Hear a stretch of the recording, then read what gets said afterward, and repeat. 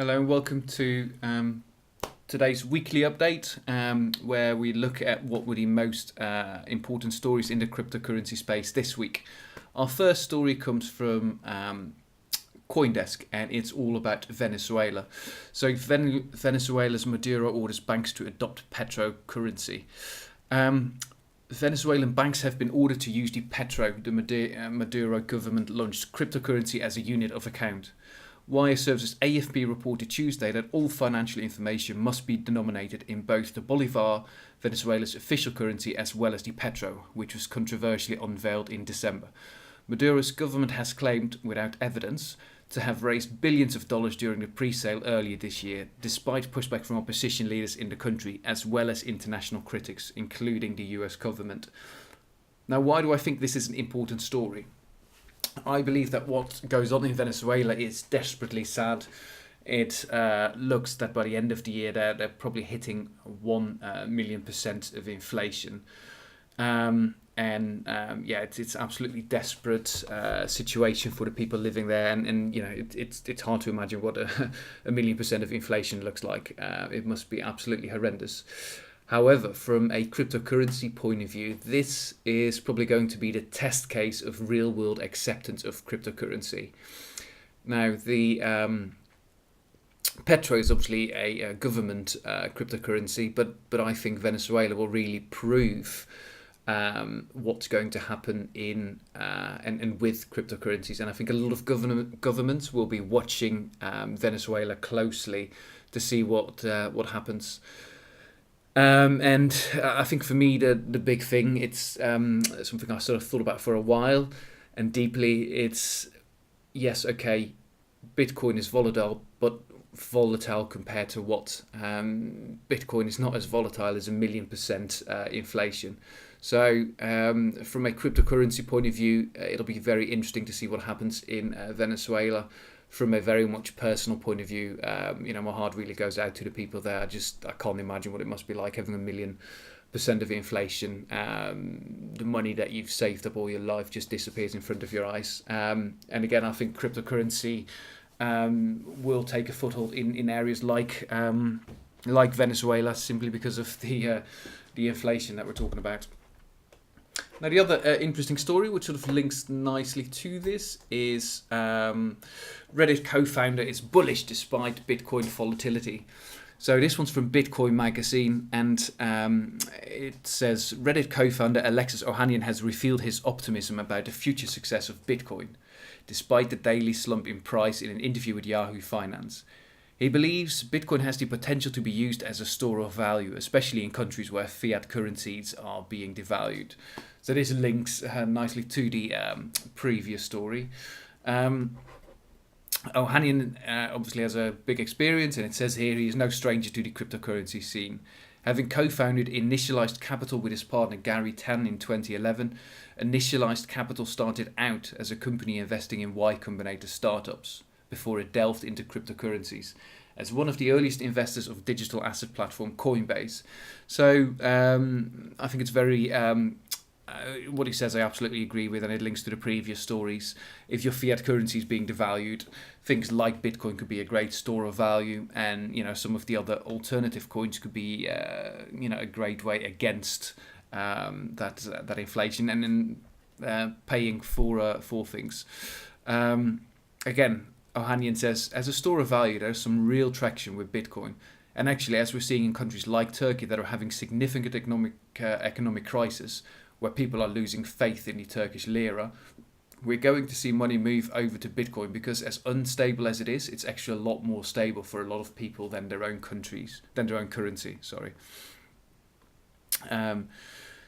yes, it's interesting, and particularly when he looks at the future, it's very interesting, and I completely agree with him. Ohanian said he remains enthused about how far crypto has come, which he says is still in its earliest stages. But he believes it might take a while before it goes mainstream. He, however, sees cryptocurrency exchanges like Coinbase to be in the pole position to grow the ecosystem. He says no matter what the currency prices are doing, seeing more and more people creating accounts shows more and more adoption, and their end game is to be this interface between people, their fiat money, and crypto. Again, I completely agree with Ohanian. It's interesting. I hear this quite a lot. He believes it might take a while before it goes mainstream. What does that mean? What does mainstream mean? Do we mean by mainstream where you might buy, your Starbucks coffee and then you pay for it in cryptocurrencies? Yes, that probably is a long while off. But again, as Ohanian, I probably agree that we see more and more adoption, and I think it's probably going to move very, very fast. So it's going to be a very interesting space to watch. And again, I fully agree with Ohanian on this one.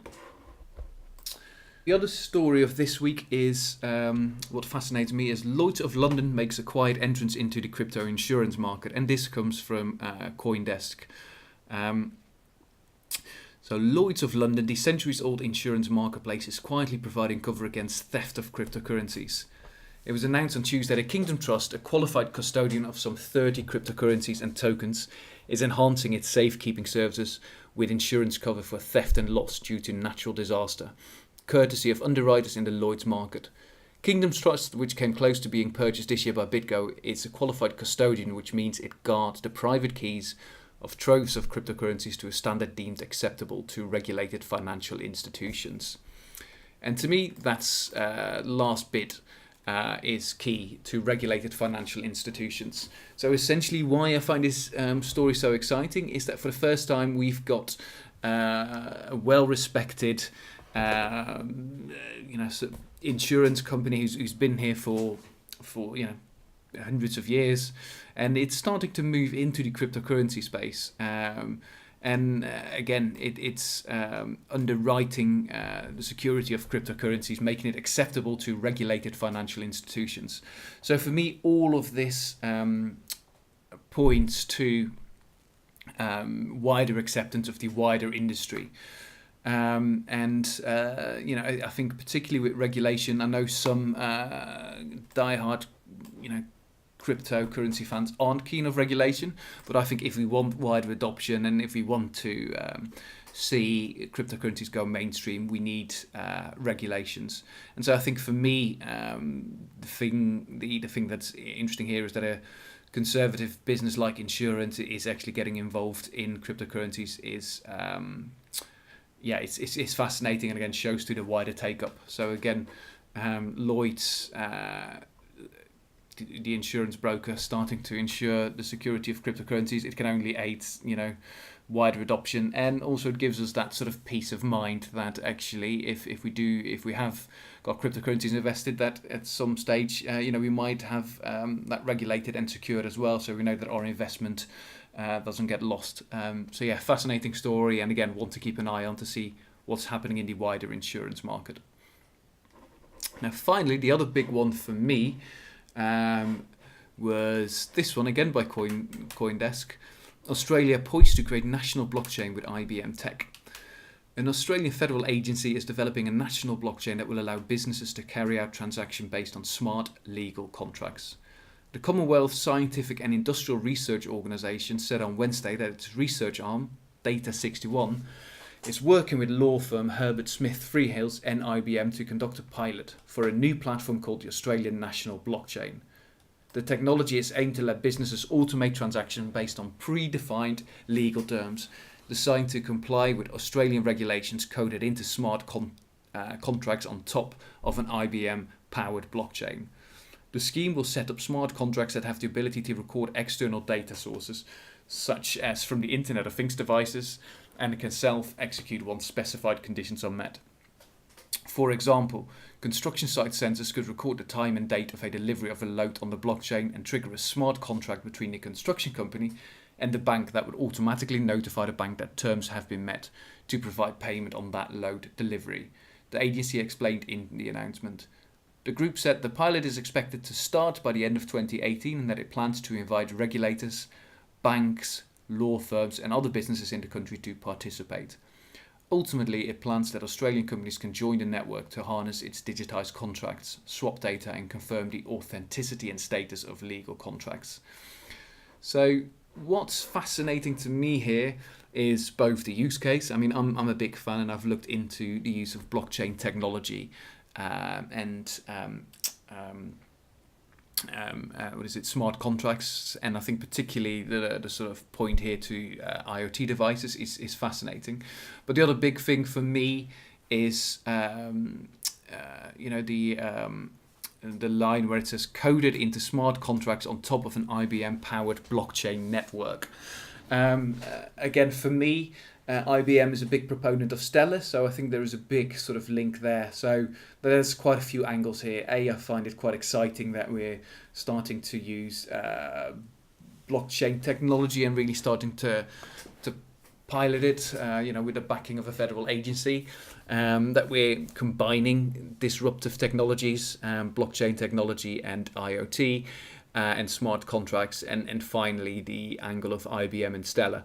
And actually, the other pieces, again, this shows the wider adoption of cryptocurrencies and blockchain technology into the wider space. So again, another one to keep an eye on. Fascinating to see what's going to happen with that.